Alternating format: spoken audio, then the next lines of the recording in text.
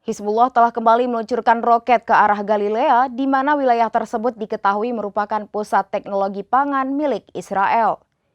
Menurut laporan media Israel Kalkalis, beberapa perusahaan yang berada dalam bidang pangan dan pertanian khawatir terkena bom Hizbullah.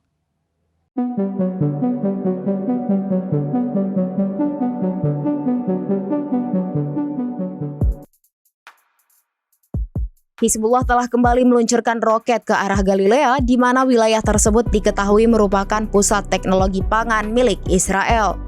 Menurut laporan media Israel Kalkalis, beberapa perusahaan yang berada dalam bidang pangan dan pertanian khawatir terkena bom Hizbullah.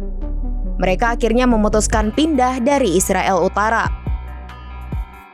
Pusat teknologi pangan ini merupakan salah satu visi Israel. Al-Mayadin melaporkan pusat teknologi pangan Israel terletak di Galilea yang diduduki, khususnya Kiryat Shmona. Visi ini berawal dari tahun 2018. Saat itu otoritas Israel menginvestasikan 100 juta shekel di Galilea yang diduduki.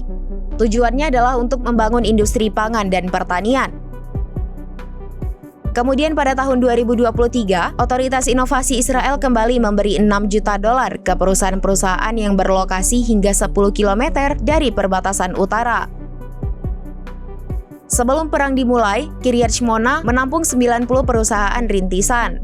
Perusahaan-perusahaan ini menampung 500 pekerja. Namun saat ini, semua perusahaan yang berada di wilayah tersebut hancur. Puluhan perusahaan yang hancur kini pindah ke wilayah selatan Palestina yang diduduki.